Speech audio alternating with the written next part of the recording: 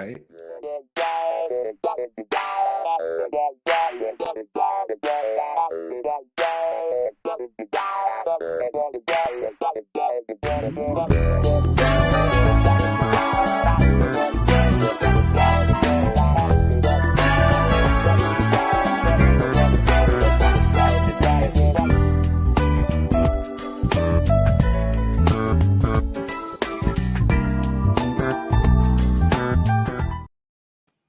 Welcome, welcome, welcome. And if I haven't said it enough, welcome to the Remember When podcast. I am your host, J.U. Kalkrick. And as usual, joining me is the tree nerd. Fear the tree, fear the tree. Fear the tree, fear the nerds is the professor, our legal analyst, Deb. Stanford grad and proud to say Michigan State sports law professor, Deb. She's joining us today. I got that. She got her Sparty mug here with us. Sparty mug. Go green, go white. We're white. all in there.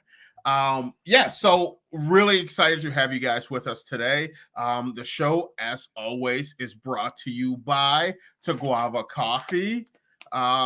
Great coffee. Deb, you've had it for a few weeks now. What are your thoughts on the coffee? I think it's great. I mean, it's rich, it's strong. You don't need the sugar and the cream. You can drink it black. It's great. Yeah, my wife loves it. I've had lots of people. I've had people from Oklahoma that's reaching out. Hey, how can I get some of that?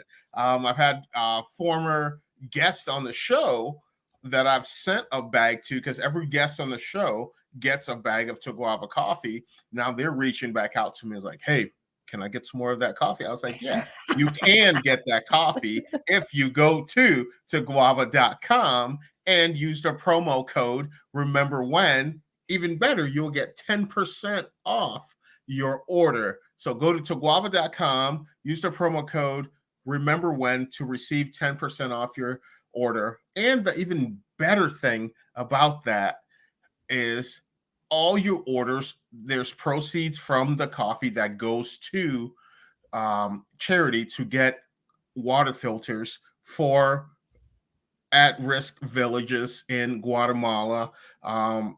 So it's really cool. So go to taguava.com, use promo code Remember When to get yourself some coffee.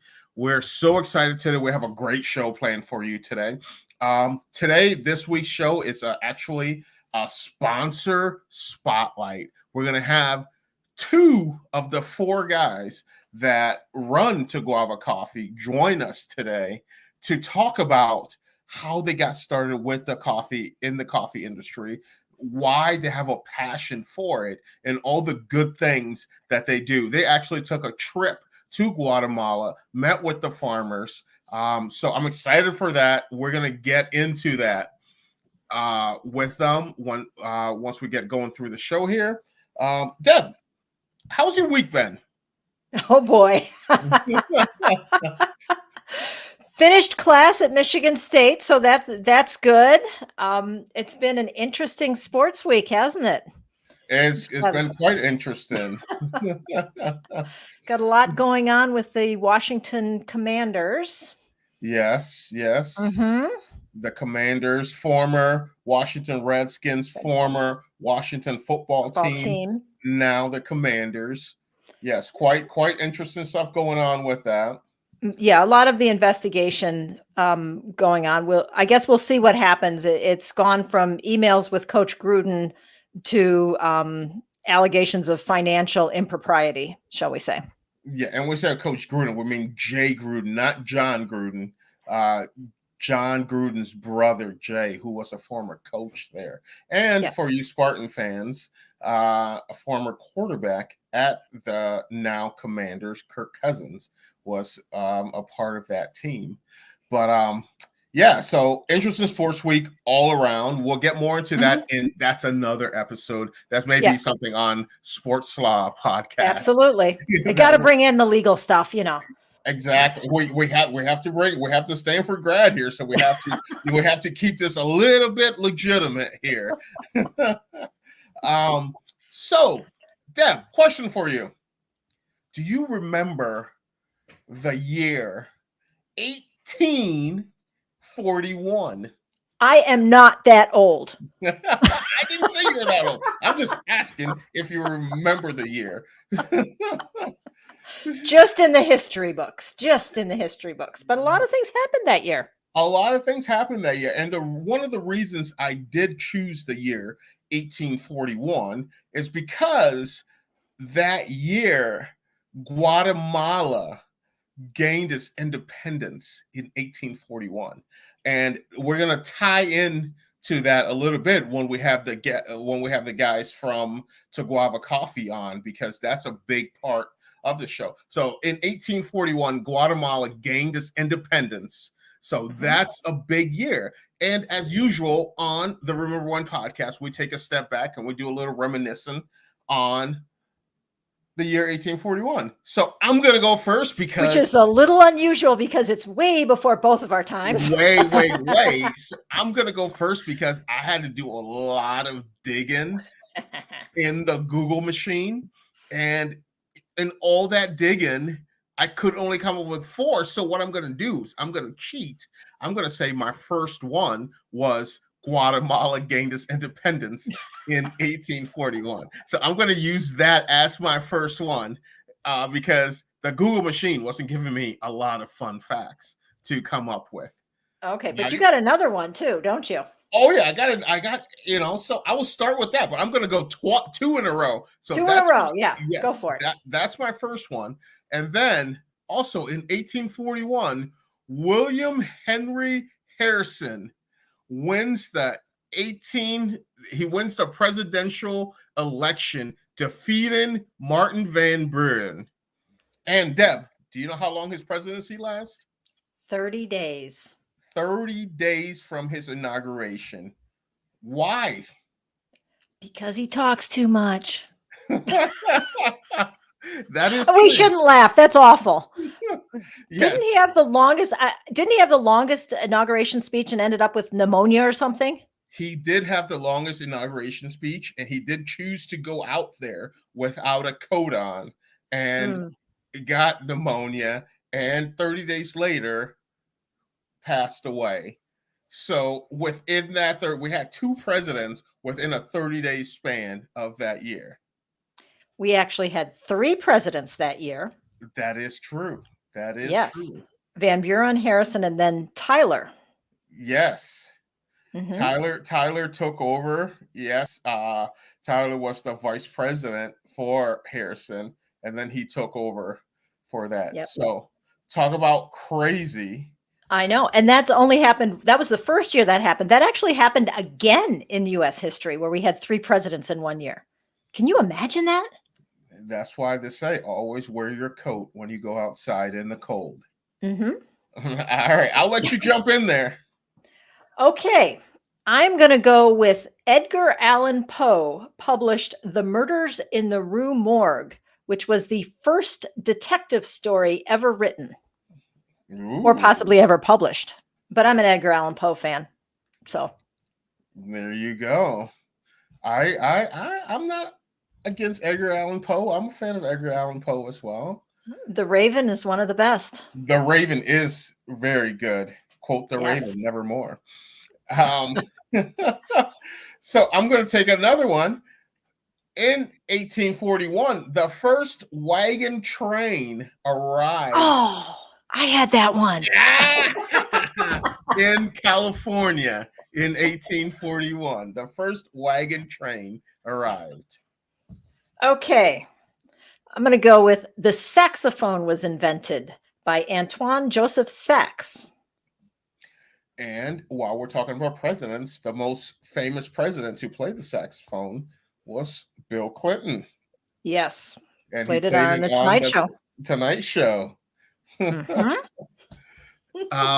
Okay, so I'll take this since my wife's Canadian.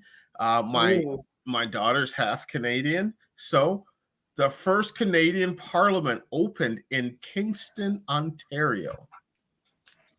Wow. Yeah, take it for all it's worth. Absolutely. I'm telling you, we're digging deep in the Google machine. How many more do we have?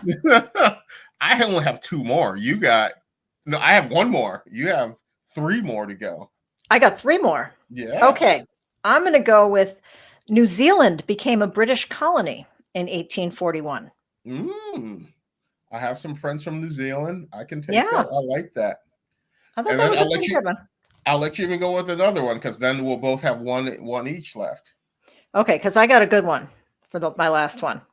Okay. Okay. The first patent for the incandescent light bulb was given in 1841.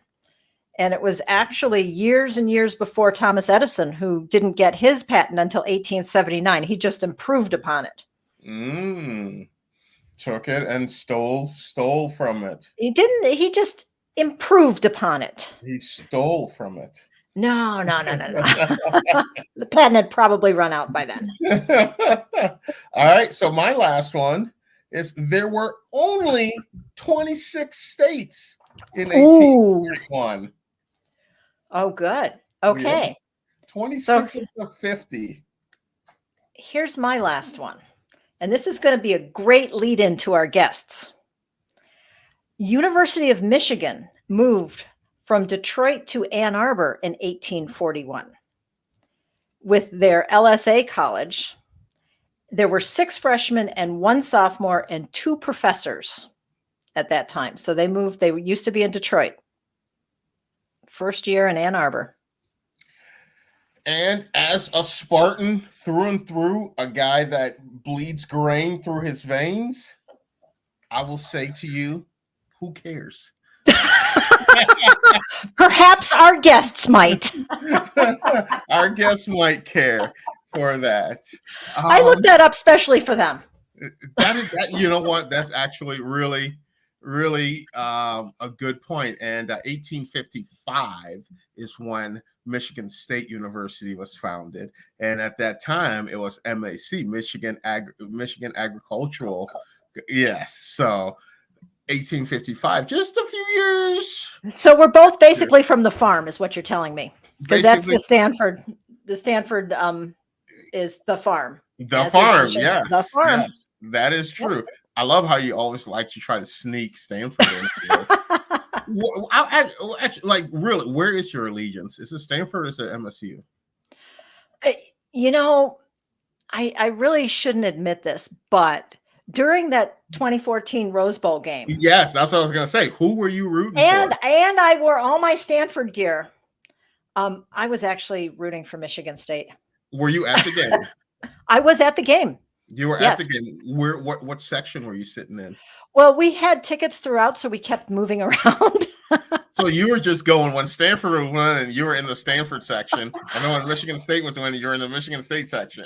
Oh yeah, everybody was. I mean, Michigan State travels well. Okay, yes. So everybody was everywhere, pretty much, and there were different sections, but pretty much no matter where you were, you would find people from both. Mm-hmm. That's no excuse. It was a fun game. That's no excuse for you wearing your Stanford stuff. I had to wear my Stanford stuff, but I did root for Michigan State. I think you only rooted for Michigan State because Michigan State won. No. Because my entire family are Spartans. As they should be. As they should be. Yeah.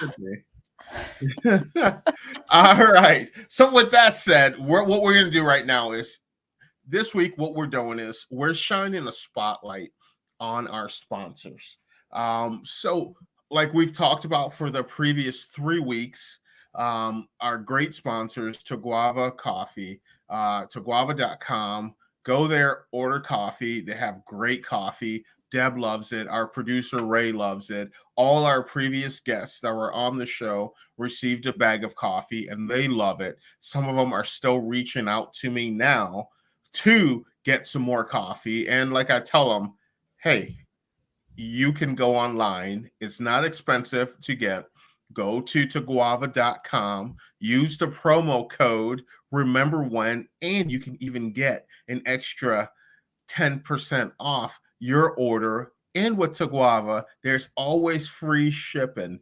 how important is free shipping for you? I'm a cheap guy, Deb. And when you say free shipping, I'm in. Absolutely. I look at shipping costs all the time before I buy anything. Free shipping, I'm in. Exactly. Raise the price, but give me free shipping and I'm in. Right. And one of the biggest things and one of the best things that I love about this company is they don't care about making, it's not about them. It's about the community. It's about you as a coffee maker, where your coffee comes from. It's farm to your cup. That's what it means. And today I'm so excited to be joined by Ed, one of the co-owners and co-founders of Taguava, and Angel, one of also these are the two that are joining us, but there's a total of 4 of them that are co-owners and co-founders of Taguava Coffee. Ed is joining us from Detroit, Michigan, and Angel, he's joining us all the way from Puerto Rico. We really appreciate you guys joining us. Welcome to the show. Thanks for having us, J.U. Thanks for having us. Yeah. So with that, I just want to jump into it. My big question to you guys is, why coffee? Yeah.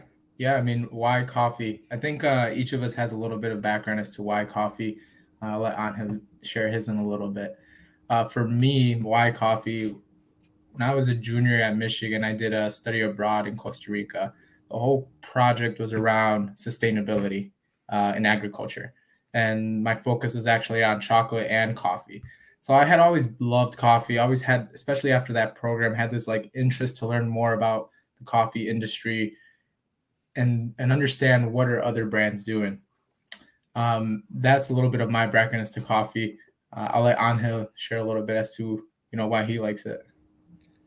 Coffee. Well, first off, who doesn't love coffee? I'll just start with that. So to me, coffee means a lot of different things. I guess growing up, coffee was a thing that the family always did just to get together after some event or maybe on Sundays. And it always meant gathering in some capacity. Then came college and coffee was like life support. So it became even more impactful, I guess, in my life. But then later on, it evolved into, okay, this is something I'm obviously very passionate about. I love the taste. I love the different methods that can be used to prepare coffee. Coffee can be thought of as a simple drink, but there's a lot of chemistry involved. So there's a lot you can do with the different preparation methods. And if you're into that prep kind of stuff for something like cooking, or even in athletics, there's always step by step to follow to get towards something. And you have that with coffee and always end up with something very tasty that you compare with pastries and I guess use it as an excuse to just eat pastries. But to sum it up, coffee is much more than all those things. At the end of the day, to us, coffee is the way that we choose to kind of embark on this mission where that we'll share with you today. So Taguava's mission, you can think about it in 3 simple steps. So step 1. I'm going to cut you off there. Before you get into the mission of Taguava, I want to talk about the name Taguava.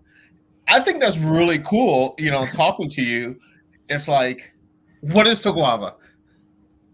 What do you think is Taguava? That's the beauty of it, because you can come up with many things. So when I first heard Taguava, and it was like, and I you learned looked for it in the Google machine about the origin of it. I looked it up in the Google machine, correct? Because hey, I'm a Google machine guy, and I couldn't really find the meaning of Taguava. Yeah.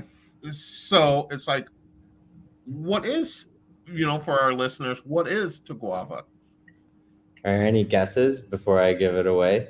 Deb, you want to try? Guessing? No, I couldn't find it in the Google machine either. Well, but I love the spelling. Thank you.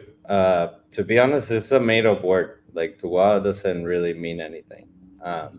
I was looking for a word that was playful, fun to say, and could eventually end up turning into a verb, kind of like Google did. The Google machine that you mentioned so much. Google is also an arbitrary word, from at least from what I know. Yes. But that's I kind could of go where full the name trademark came law on about. you right now, but I won't. Oh, We that's might why have to the have legal a separate analyst is call. here. Yeah. But yeah, so I love the name. You know, when I first spoke with Ed about, you know, the coffee company, you know, he was like, you know, we're Taguava, you know, I just thought it was a great name to say, you know, like if you're a guy, if you're a single guy, I can't do this because I'm a married guy with a kid. But you know, if I'm a single guy and I have a lady over and I'm like, hey, you want the guava coffee? It makes me sound sophisticated, and you know, is that too much? Am I giving away too much here? No, I can promise you there's no correlation. I like the multifaceted use you're trying to find for it, though. It's like it makes you sound sophisticated. It's almost like, you know, when you drink wine, you're like, hey, would you like some Sauvignon Blanc? True. It makes you sound more sophisticated. It's like, oh, would you like some Taguava coffee? Instead of saying, would you like some Folgers, you know, something like that. But something that I really love about you guys' brand is, you know, there's really a 3-pillar that you guys live by, and that's your mission statement, you know, for that. So can you let's go through your mission statement, you know, each one at a time, because there's 3 of them, correct? Correct. Yep. Yeah. I mean, let's start with you described a little bit to wine, right? At the end of the day, right, we saw coffee. We love coffee that much. We wanted to understand its origins of coffee. Even as a coffee consumer, before we did this, it was really hard to understand where's the coffee coming from, like which farm, what is their process, right? So Tuguava's mission at the end of the day is we have those 3 pillars. The first one is connecting the coffee consumer with where their coffee comes from, telling them that story about the origins of the coffee, the culture. And that's one of them. In Guatemala, Miguel, one of our farmers, our partners, they actually say it, in Guatemala, we treat coffee like wine. So you're not wrong when you're saying you want to have some Tuguava coffee. Exactly. So that's the first pillar, storytelling through coffee and connecting people so that they know where's your coffee coming from, your cup of coffee. Our second pillar is we want to inspire adventure. Like Angel mentioned a little bit, he has his memories of having coffee before dinner, after dinner. I have memories of coffee, my grandma making it in a pot with cinnamon, and we would have that in the morning before going out to the field with my grandpa. Like there's this adventure that we feel, you know, we want to inspire that next adventure, whether, you know, you're going on a bike ride or maybe you're just going to read a book. At the end of the day, we want to inspire that next adventure. Most importantly, at the end of the day, you've mentioned it a couple of times now, is you know, we want to turn coffee into clean water.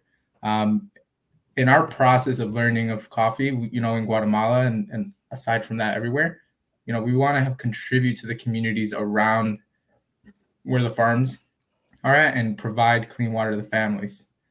So those are our 3 pillars, right? At the end of the day, it's storytelling through coffee, inspiring your next adventure, and then having an impact on the communities where this coffee comes from with providing clean water. Okay, you know, and that's great. So we talked about, you know, at the beginning, you know, we talked about in 1841, Guatemala gained its independence. All right, and you guys, the Taguava coffee, the beans come from farms in Guatemala, correct? Correct. And something that's really cool to me, it's like, if I'm a consumer of coffee, you know, if I'm a guy that say, oh my God, I love coffee, and I go to my local grocery store and there's a coffee stand there, there's if I'm driving down the street, I see a Starbucks, I see a Tim Hortons, or Dunkin' Donuts, and anything like that, I don't know where that coffee's coming from. You know, I have no clue. I'm just a guy, I'm just a consumer going in and ordering a cup of coffee. Something that I really, really love about you guys and what you do is you Guava Coffee knows and understands and work directly with the farmers from that. And you guys actually put your money where your mouth is, put your money where your investment is, and everything like that. And you guys took a trip to Guatemala, correct? To meet with these farmers and see exactly where your coffee comes from, correct? Yeah, that is correct. And, it's been more than once. It all started really with meeting the farmers and getting to know them, right? At the end of the day, we didn't just see them as a supplier, but a partner, trying to understand who they are. What are their goals too with coffee, right? Because they have the same passion we do. But as part of this trip, most importantly, it was for us to really understand and connect, right? Like not just saying it, but connecting, skin in the game in a way you can think about it. But yes, we were down there in November. The three of us, four of us went down there and we got to visit each farm, but most importantly, connect not just with our partners, but with the farmers working there, understanding what their culture is, understanding the impact that the coffee industry has in Guatemala and how much of like people's lives, revolve around it. And we saw it again, it all kind of comes full circle. We have this opportunity to sell coffee. We see the people that make that possible. And for us to give back, it's like, how do we, at the end of the day, contribute so that their, let's say, quality of life is improved? And that's that mission of turning coffee into clean water, which we can talk a little bit more about, the filters and the process. But to summarize there, our water filters, when we were down there in November, we did our first donation. And we got to meet the farmers and the families that were down there, understood how big of an issue it was that there isn't clean water. Just a quick stat, in one of the towns where the medium roast Choco Meal and Colores comes from, a town of, let's say, 30,000 people, only 10% of families have clean water or a water filter. So that's when we were like, okay, we got to contribute to this and have a positive impact. Is the water available and not clean, or is there just not enough water? Kind of a combination.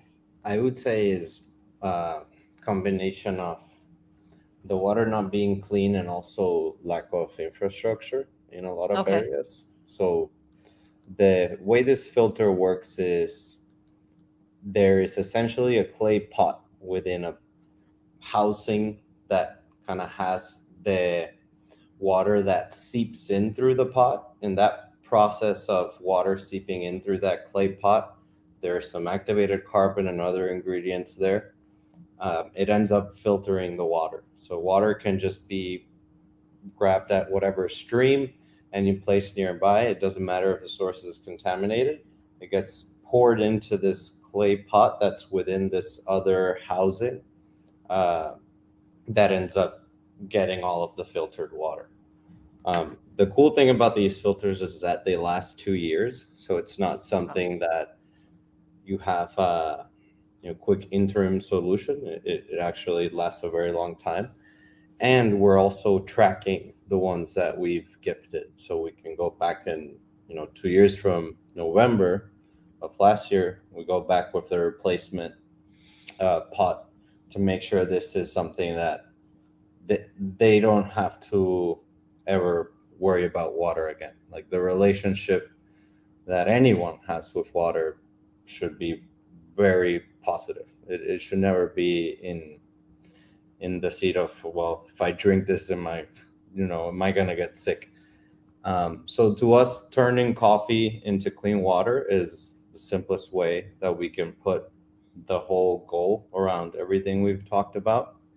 Obviously, the other two parts of the mission are very important. So again, number one, just storytelling, making sure the folks that enjoy the coffee know where it's from and who took part in the hard work of actually not just growing it, harvesting it, but all the way to protecting these forests where the coffee comes from. This is also a big part of what we look for in our partners. And our partners make sure to achieve this wine quality, everything's done by hand. There's no machinery in play impacting these forest areas. So a lot of it can remain very wild with canopy trees that serve as home for birds and all sorts of natural wildlife. And they still manage to achieve this quality taste while at the same time making sure they're good custodians of the environment. And to us, that is just all that we could ever ask for, because it's impacting all of our lives indirectly, making sure all these forests are protected. So that first part, making sure the story is told, is obviously very important. Second one, inspiring adventure. If we want to do this long term, I definitely want to be moving around and adventuring. So to be very honest, to have whatever passion you have intertwined, I truly believe you need to mix it with something else that you really enjoy. And to me, that's exploring. So climbing, surfing, you name it. And we hope to be continuing to do that through this coffee, sharing this coffee with the different folks that we meet on these adventures, and create content to help inspire folks, as Eduardo mentioned. But these two first parts of the mission really just are meant to feed that third one of turning this coffee into clean water. The more we sell, the more water filters we can gift. And overcomplicating that statement doesn't do anyone justice, in my opinion. So making sure we stay true to that. And for me, that actually holds a real, true meaning to that. Being a guy was born in Liberia, West Africa, had to overcome some issues through a war-torn country, being in a war for so many years, and just something simple as water. We in America now, we take for granted water. What it means. You have a cup of water, you take it, you dump it out and everything like that. But at the time when I was in West Africa in the war, we're walking refugee camp to refugee camp.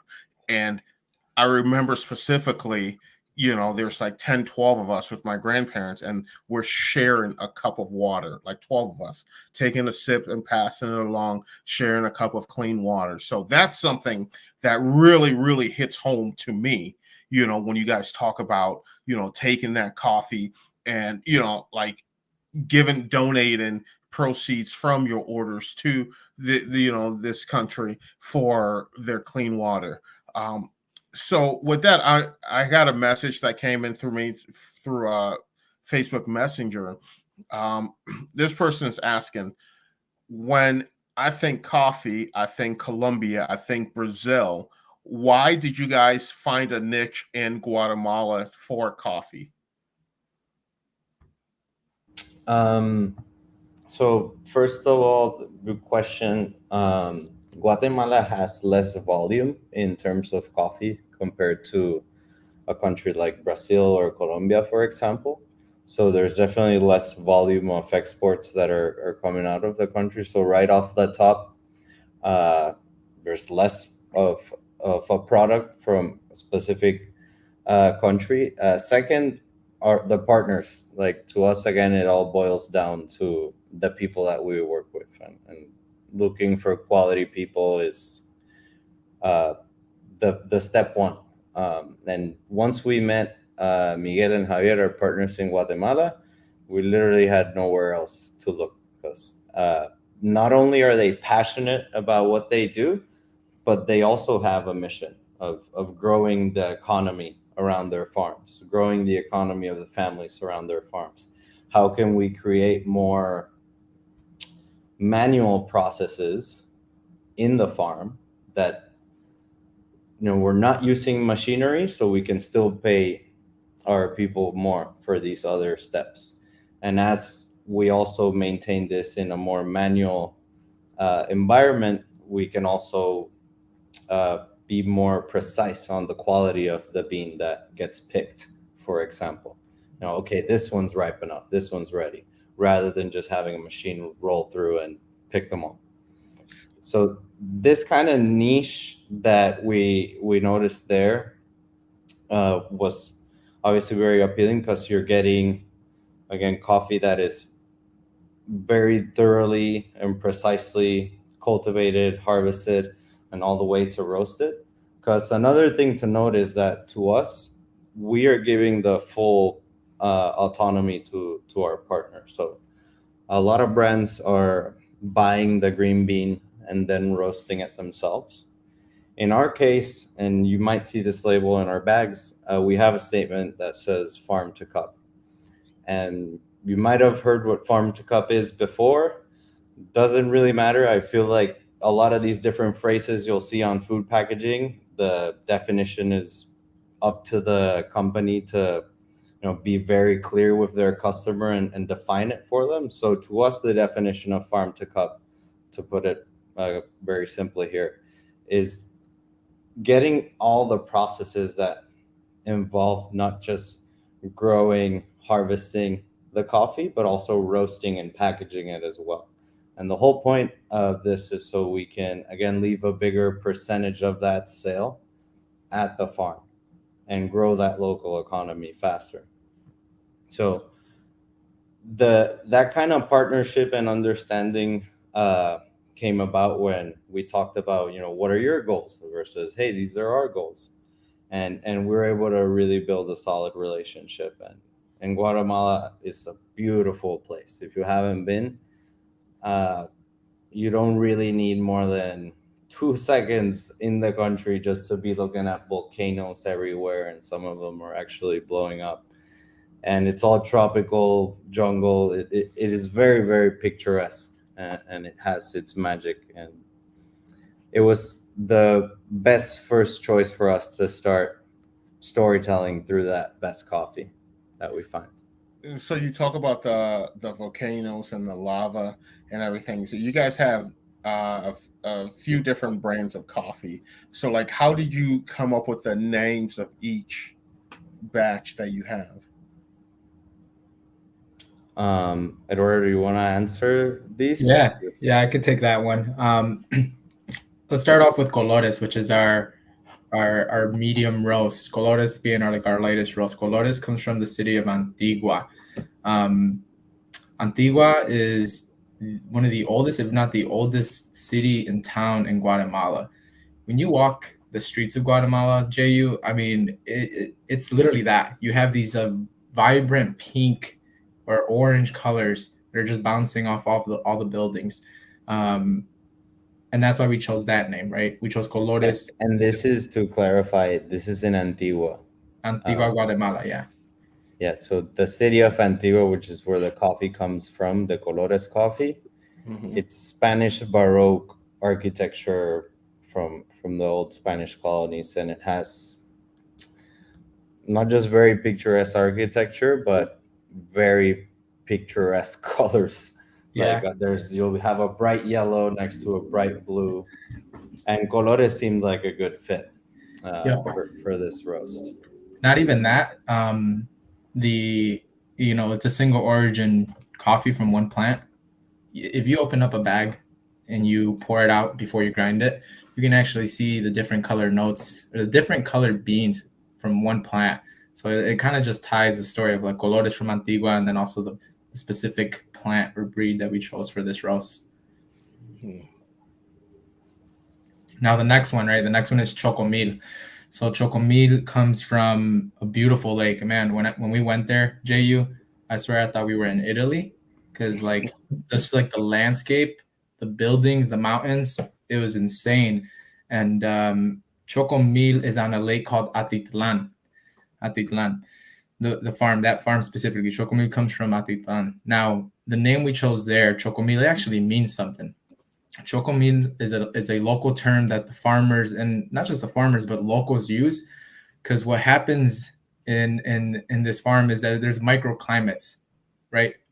Now, to set the story here, all the farms are high elevation coffee, which just makes the coffee quality better. But the high elevation on the farm of Choco Meal, during the day, early in the morning, clear blue skies. When we were at the farm, I think it might have been on 2 p.m., we start seeing the clouds creeping over the mountains. So what happens is you get these winds from the Pacific Ocean creeping over the mountains, and that creates this current that the locals call Choco Meal, where after 3 or 4 p.m. there shouldn't be any boats out on the lake, because the lake goes from being still water in the morning to you have these like waves of like 4 or 5 feet tall, just from specifically these like winds coming in. So it creates these microclimates. So that's Choco Meal. Yeah, I don't know if the waves get to 4 or 5 feet. I don't know, man. I saw them. I think it gets pretty choppy. I don't know. It was choppy. Sounds like surfing to me. Angel is the surfer. He knows the swells. He's the surfer. I'll take his word for it. I don't know, Jay. We were on the boat heading back. Correct on that one. Yeah, I thought they were pretty big. We were on the boat heading back, and I was just like, dude, it's like 4:30 p.m. We're gonna get stuck out there. I was like freaking out. No, but Choco Meal is the local name for that wind current, and like Eduardo mentioned, this wind current forms from warm winds that come through the Pacific. Then they get cooled through the high elevation mountains and kind of just fly through this lake. And another thing to note before we go on Lava's name, or I guess it's a good segue. Eduardo mentioned that all these coffees are high elevation, and that just means that it makes them better. That was ridiculously oversimplified. So I definitely want to touch a little bit on that. Go definitely. Go ahead. They are high elevation. I think all the farms are above 4,500 feet, if I'm not mistaken. Yeah. Or close to that. What makes it a better coffee cherry? And coffee cherry is the term for when it's on the plant. After you pick this cherry off and it gets depulped, you reveal what we know as the coffee bean.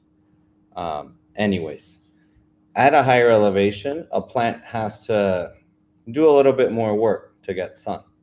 And in that process of striving for getting more sun, the coffee plant itself creates more complex acids that get seeped into these coffee cherries.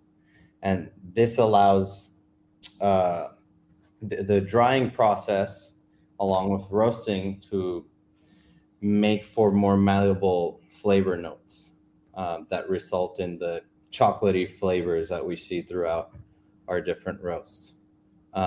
So we talked about the height in general. Okay, being high up is good. The coffee plant has to work a little bit harder. In that process of working harder, it creates richer acids, richer flavor. Another thing to note is the actual soil, like the land.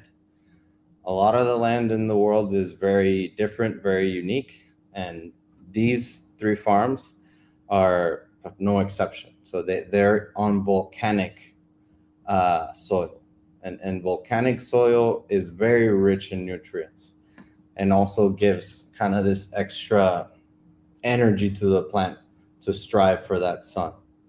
So along with volcanic soil, I think our highest elevation roast is Lava in Acatenango. Acatenango is a volcano that's actually around 13,000 feet tall. And these volcanoes are right in the middle of the tropics. I was shocked to see a mountain so big in the tropics. We actually hiked all the way up the Acatenango. It's a pretty intense hike, but it's a lot of fun. Next to it, you have the Fuego Volcano that is just constantly erupting. And by constantly, I kid you not, like every 10 minutes, this thing is just blowing up. And you could see the lava, like, just landing a little bit close and a little bit closer. But in reality, we're pretty far away. Anyways, lava gets its name because Fuego is always giving us fireworks. And from Acatenango, we were just seeing this lava. It seemed more than adequate as the name for this roast. But that kind of goes through all 3 names in a nutshell. And they're all in departments that are all next to each other within the geography of Guatemala. So out of the 3 of them, just got to ask, what's each of yours favorite, because they're all good. So what's your favorite out of the three? To me, it depends on the preparation method. Yeah. Again, it's very I guess with different methods you can extract different flavors. Like, for example, if you take a Choco Meal and you do a French press, which is actually a recommended brew method, you get a really rich chocolatey flavor that is, if you want just like black coffee, this really good French press Choco Meal. Mm-hmm. But if I were to do an espresso, I would probably go for lava. Lava is my favorite as an espresso. Yeah. If I just want a quick midday espresso shot, that's probably what I would go for.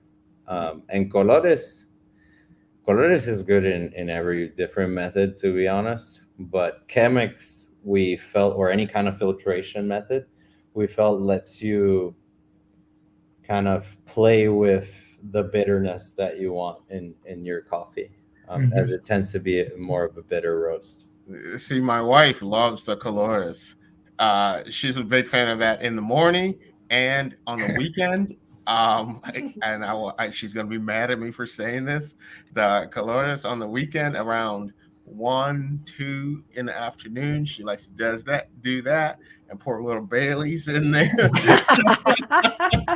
I knew I liked her. So that, and for the listeners out there, if you want a coffee with a little bit of Bailey's, that is the way to go. Have the colores, a little bit of Bailey's in there. You can't go wrong. Ed, what's your favorite? Yeah, it's a similar answer to Angel. I have my days.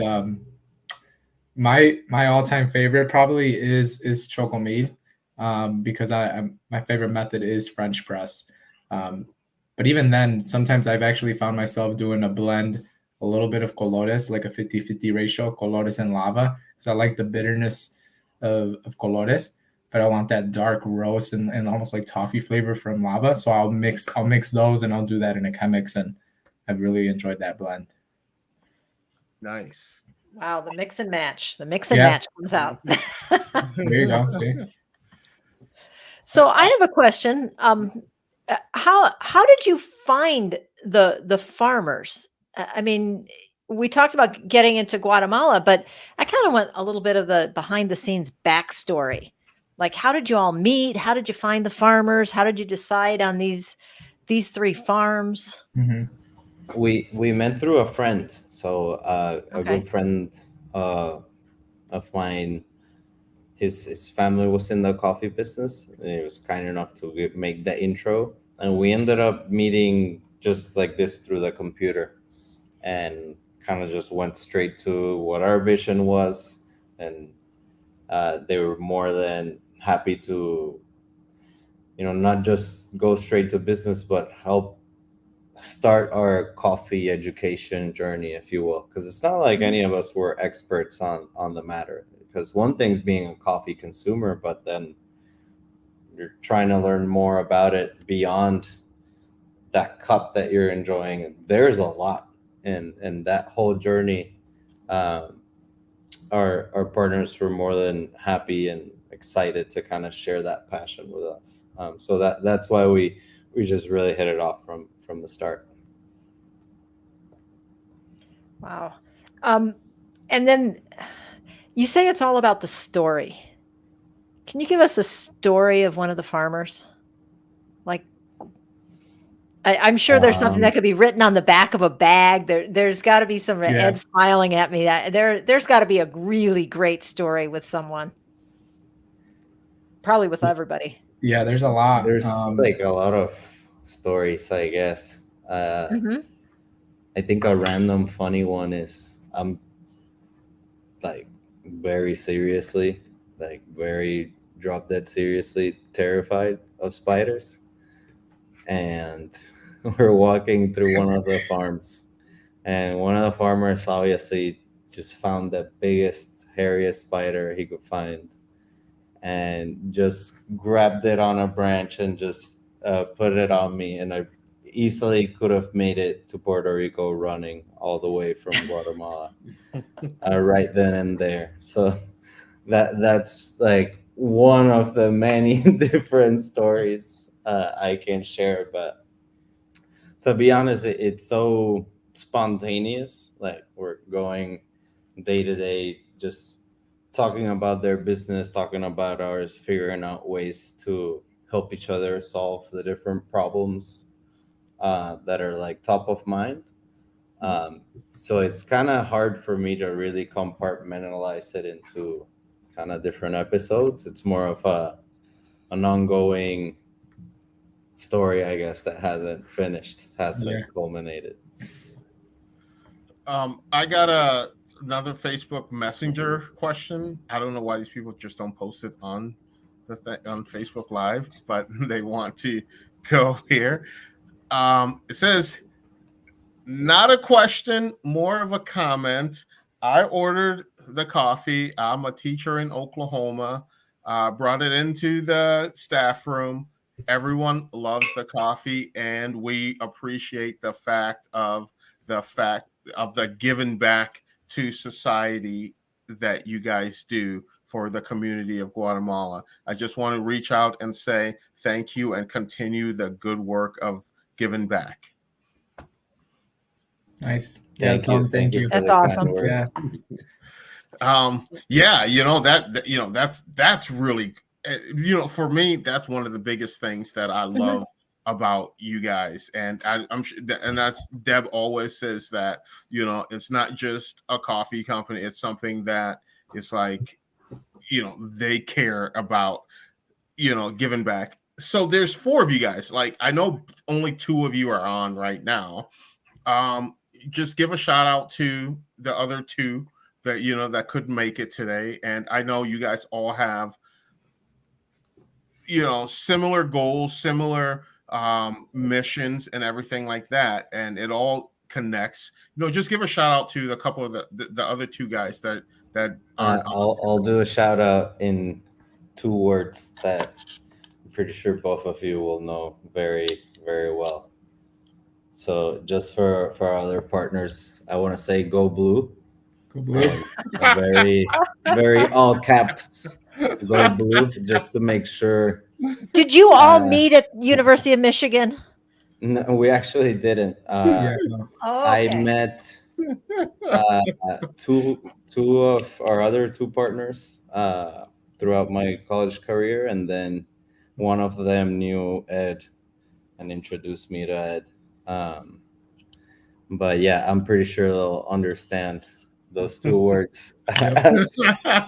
Jay was like, "How dare you?" I just was like, right, cut him off right now. What edit that part out?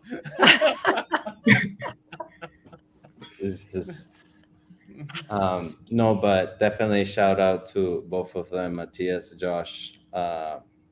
We're all doing this as a more than anything. We want to give back. We want to do all these different things we've talked about, but we also want to have fun. And just taking it day by day has really let us have it always be a fun thing. Like, let's design this other part of this story, or let's actually just go down to Guatemala and do a couple hikes. Like, there's no specific it's never been about growing at a ridiculous pace. We definitely want to keep growing the company. That's the whole goal, so we can gift more of these filters.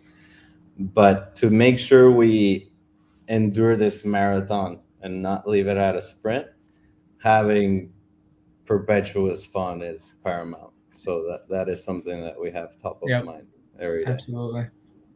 Yeah, you talk about having fun and being an entrepreneur.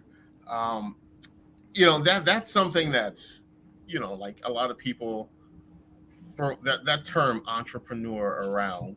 And so what does it mean to you guys for having this brand? Because at the end of the day, Ed, Angel, all your other 2 partners, like what do you guys want to take away from this? You said you want to have fun. We were talking last night, and I know you surf every day. you know, out in Puerto Rico. Because there are no spiders in the ocean. That's true. There you go. You know, so like you read my mind. Yeah. So like, how can you take away, like, how can you make being an entrepreneur, like what you're doing, how do you split that time from, hey, I'm a brand, I'm a coffee company brand, and yet I still want to have fun and have adventures and yet blend the two of them together? Well, that's why part 2 of that mission is so important, at least for me particularly. I want to be able to plan out specific trips that are very much around just exploring and being outside. Mm-hmm. And if coffee, which is part of our daily rituals, if you will, can be along with us in that journey and also give us a better kind of start to that journey. You know, if you're starting off an expedition with your favorite coffee, an amazing taste, it's definitely going to kickstart way nicer than if you're just drinking something that you probably won't enjoy as much. Yep. So being present in those adventures, I feel like you mentioned separating the brand and us. And I feel like giving it that much weight counteracts the kind of go with the flow, be more relaxed that we're trying to go for. Because it again, to last that marathon and not burn out on a sprint, we want to be able to talk about the coffee in any setting. It's not like only when we're in work mode we'll talk about this and use specific terminology for the brand. It's more of a day-to-day conversation. It's part of our lives. We care about this water mission like in a very serious way, not just within this context of the coffee brand. If it weren't coffee, we'd probably be involved in some other way. So you mentioned that water mission, and I know that's something that's passionate to you guys, and I don't want to end the conversation on not going into, is there anything that I'm missing on the water mission that you guys want to get out there? Or do you think we covered like the general fact? No, I think I have a quick question on the water mission, though. Yeah, just that I work with a group in Tanzania where we're trying to. It's called TanzaCare, and we've been trying to help kids get educated and be able to go to school. And one of the biggest things that we have is that there's a lack of water. They have to travel, 5 kilometers morning and night to go get water. Water becomes the limiting factor where you can't get education, you can't live, you can't do anything without water. And I'm sure that both of you have seen, and you're passionate about the water and the giving back. And I'm sure that there are stories with Guatemala where you're looking at the fact that because we've given you this filter that lasts 2 years, it probably has changed some lives. That's my guess based on what I know. And Jehu, what you were saying about, water changes lives. It is the one resource we cannot live without. I guess I'd be curious about that and kind of adding to that question that Jehu just asked. Yeah, big time. I agree. Without water, we can't really. It's the foundation. Survive, do anything. But the relationship itself of when I see water, I think, okay, that I'm gonna get refreshed. What we want to change is for this relationship with water to become that feeling in all these other communities that have a bad relationship. They see water and they think, well, I either have to walk a lot, I have to filter this because if not, I'm going to get sick. I don't have a filter. That stress, that anxiety from that kind of relationship with water is what we're trying to eliminate entirely and make it a positive relationship. I see there's a bunch of memes here, I think. Actually, that is when we had Yesiah, who's our executive director of Cancer Care. I thought this was something else. No, so Ray is showing our sports law when Yesiah came and talked about the importance of water. So I was kind of connecting the two because I know it changes lives. I mean, if the kids don't have water, they don't go to school. Yeah, totally. And when we were, probably just the last point hitting on it, Ecofiltro is the name of the brand, the filter, right? When we were chatting with the rep, she shared about the studies that doctors had done about how multiple kids were sick and had issues like stomach issues. And it all was a result of like not having clean water. We're excited to go back there and see the impact that we've had. The first, the day when we did give these water filters to the families and farmers, just the people chatting with them, I speak Spanish and I know most of us all do, having those conversations with them and just seeing the almost like the surprise that they had on their face that we were doing this. Cause to them, they're like, anybody else coming in is buying the beans or leaving. That's it. It's very transactional. And, we're excited to go back there and see the impact. And that's what Angel touches on, right? It's this story. It's not done yet. It's just starting. Starting in Guatemala. We have some great partners there, and with you, every person on here listening, right, supporting Tu Guava, you're doing more than just buying a bag of coffee. That's great. Couple things real quick. Some quick hitters before I give you guys the final floor. Simple question: how do you take your coffee? We take it black. I drink it black. Double shot espresso. Okay. Deb, how do you take your coffee? Black. Okay. Donuts or bagels with your coffee? Wait, Jay. Why are we skipping you? I go extra cream and sugar. Extra cream and sugar. I'm not mature enough. Donuts or bagels with your coffee? Bagels? Either. Yeah, either. I don't really have it too often. So when you drink your coffee in the morning, what do you? I'm on that DK Metcalf diet. I'm just drinking coffee in the morning. Yeah, like a chocolate croissant or some sweeter pastry. Okay. Jay, I'm hearing that sugar rush that you're going for. Yeah. See, the thing is, you know what? Angel said a sweeter pastry, and that's like coffee can cut the sweetness and everything like that. Producer Ray says light cream for him. He does light cream. Any sugar?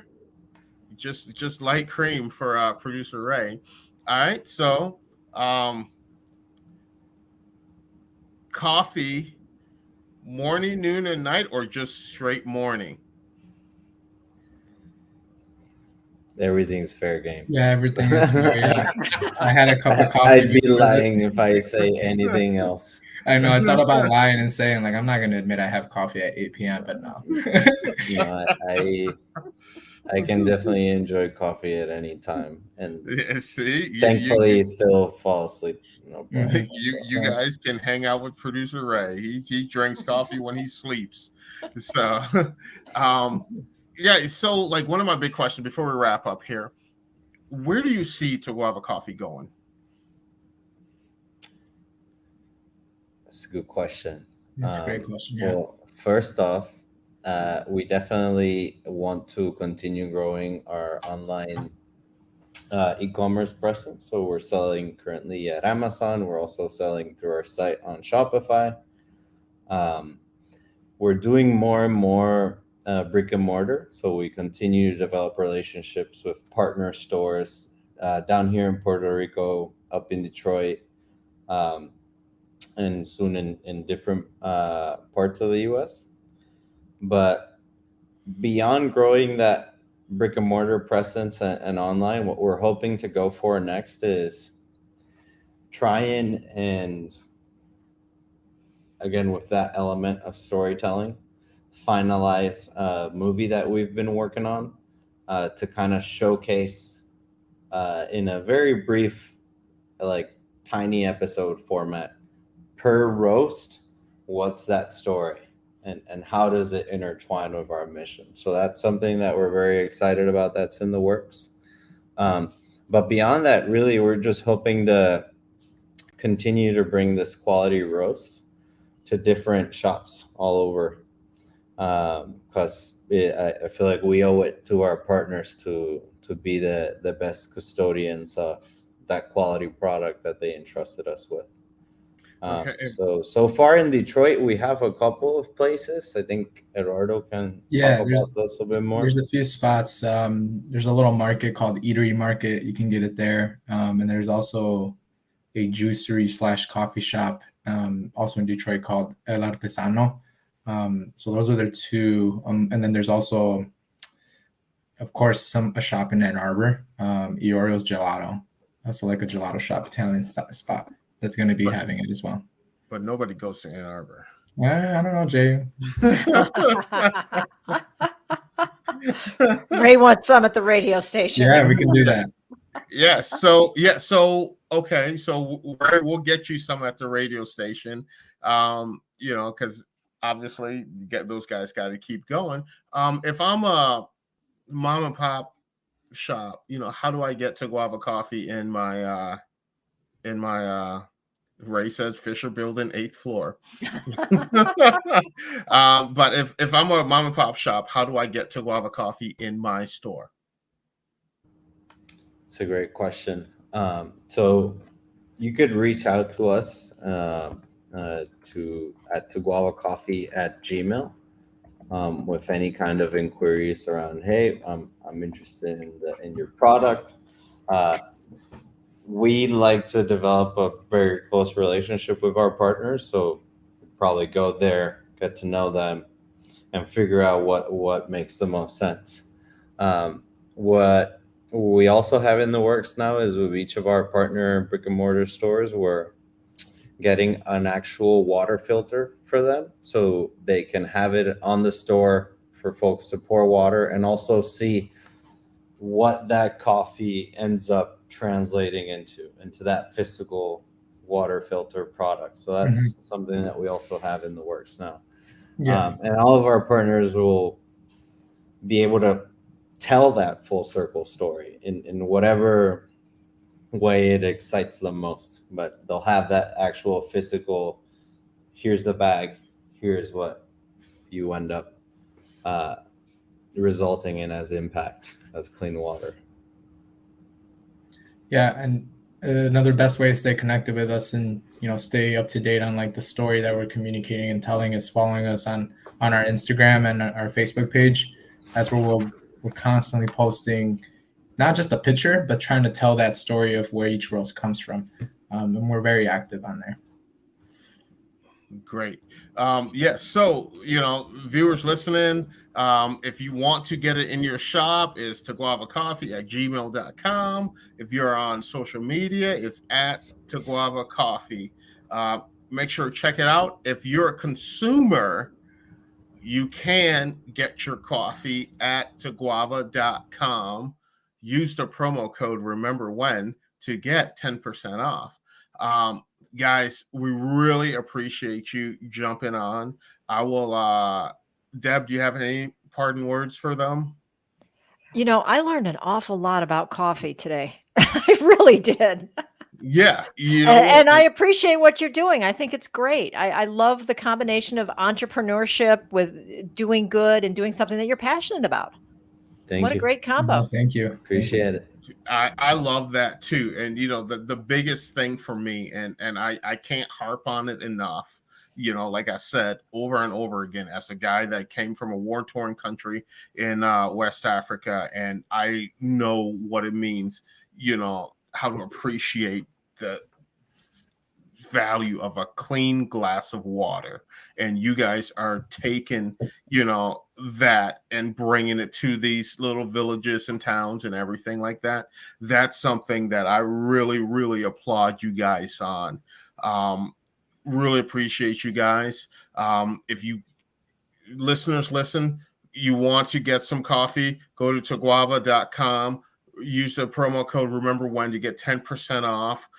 If you're a retail store, go to email taguavacoffee@gmail.com to get them. They will set up a meeting with you. They will come to your store and work with you to figure out how it best meshes together. They will even bring a water filter to your store to create that for you. Guys, again, appreciate you guys joining us today. For Deb, the Stanford nerd who bounced around from Michigan State side to Stanford side, depending on which team's winning. On behalf of producer Ray, we thank you guys for watching the Remember When podcast, and we'll see you next week. Peace out.